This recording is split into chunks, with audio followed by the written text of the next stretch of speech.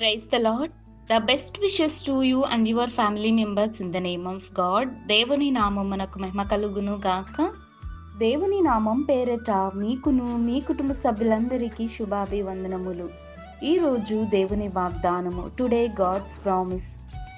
సహోదరులు ఐక్యత కలిగి నివసించుట ఎంత మేలు, ఎంత మనోహరము.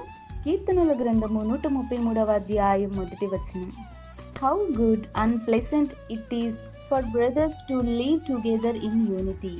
The book of Psalms chapter 133 verses 1.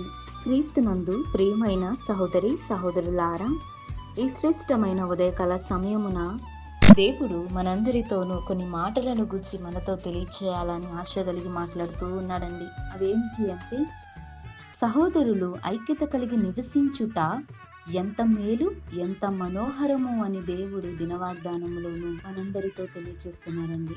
చూడండి, కుటుంబంలో ఇద్దరు సహోదరులు ఐక్యత కలిగి ఉంటే వారి కుటుంబంలో ఆనందము, సంతోషము, ఐక్యత వారి జీవితంలో ఉంటుందండి. వారు దీవించబడతారు. వారి జీవితాలలోనూ మేలు జరుగుతుందని దేవుడే పలుకుతున్నాడండి. అటువంటి కుటుంబంగా మనమంతా కలిసి ఉండాలి. కుటుంబంలో ఎన్ని సమస్యలు వచ్చినా, ఎన్ని గొడవలు వచ్చినా, ఎన్ని తగాదాలు వచ్చినా వాటిని పరిష్కారం చేసుకొని ఐక్యత కలిగి జీవించి కుటుంబాలను కట్టుకునే వారముగా ఉండాలని దేవుడు మాట్లాడుతున్నాడండి. అయితే ఆనాడు యోసేపును తన అన్నలందరూ అసూయ కలిగి, ద్వేషము కలిగి, తన మీద కోపము తెచ్చుకొని తనని చిత్రహింసలు పెట్టి గ్రోతిలో పడవేసి ఐగుప్తునకు యోసేపును అమ్మివేసి ఉన్నారండి. యోసేపు కూడా తన అన్నల మీద కోపము గాని ప్రతీకారము గాని ఇచ్చుకొనలేదు. ఐగుప్తులో ఉన్నటువంటి బానిస బ్రతుకులో యోసేపును దేవుడు తోడుగా ఉన్నాడండి. మరి అన్నలకు కరువు సంభవించినప్పుడు ఐగుప్తు దేశమునకు వచ్చినప్పుడు ఆహారం తీసుకొనుటకు అక్కడ ఉన్నటువంటి ప్రధాని అయినటువంటి యోసేపును అడిగిన ఎడల యోసేపు వారికి ధారాళంగా దయచేశాడండి. కానీ అన్నలకి తానే తమ తమ్ముడైనటువంటి యోసేపు అని వారికి తెలియదు. యోసేపుకు మాత్రం వీరు నా అన్నలు అని ఎంతగానో ఆనందిస్తూ వారిని చూస్తూ వారి మీద ప్రేమ కలిగి నేను నీ యోసేపును అని తన అన్నలకు తెలియచెప్పినప్పుడు తన అన్నలు తమ ఎడల యోసేపునకు క్షమించమని కోరినప్పుడు యోసేపు వారిని గుండెలకు హత్తుకున్నాడండి.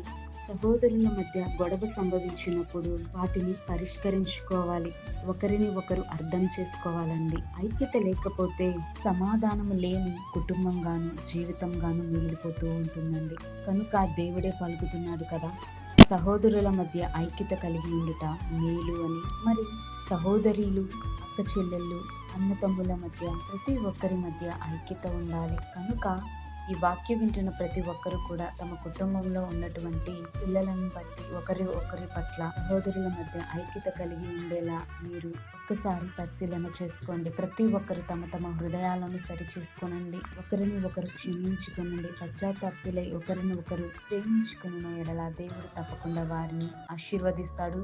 వారి యొక్క కుటుంబ జీవితాలలోనూ గొప్ప మేలులతోనూ వారందరినీ నింపుతాడు. కనుక ఈ వాక్యము మనందరి జీవితాలలో దేవుడు గొప్పగా జరిగించును గాక. ఆమేన్. ప్రార్థన. ప్రేమ కలిగిన దేవా, దయగల దేవా, మా గొప్ప దేవాని యొక్క బంగారు పాదమునకు వందనములు స్తోత్రం చెల్లిస్తున్నాం ప్రభువా. దేవా, ఈ ఉదయకాల సమయంలో నా తండ్రి ఇది చక్కని వాక్కు ద్వారా తెలియజేశారు ప్రభువా. సహోదరుల మధ్య ఐక్యత కలిగి ఉండుట ఎంతో మేలు, ఎంత మనోహరమని ప్రతి ఒక్కరితోనూ స్పష్టంగా తెలియజేసినందుకు దేవా స్తోత్రాలు. అవును ప్రభా, ఈ లోకంలో ప్రభా చాలామంది ప్రభా ఒకరంటే ఒకరు పడక కోపములు, క్రోధములు కలిగి, అసూయలు కలిగి జీవిస్తున్నారు ప్రభా. దయచేసి వారి మధ్యన ప్రభా ప్రేమను కలుగు చేయండి ప్రభా, ఐక్యతను కలుగు చేయండి. ఒకరి తప్పు ఒకరు తెలుసుకొని క్షమాగుణం కలిగి ప్రభా పశ్చాత్తాప్తులై ప్రభా ఐక్యత కలిగి ఉండే సహోదరులుగా తయారు చేయండి ప్రభా. వారి యొక్క కుటుంబాలను కట్టండి ప్రభా.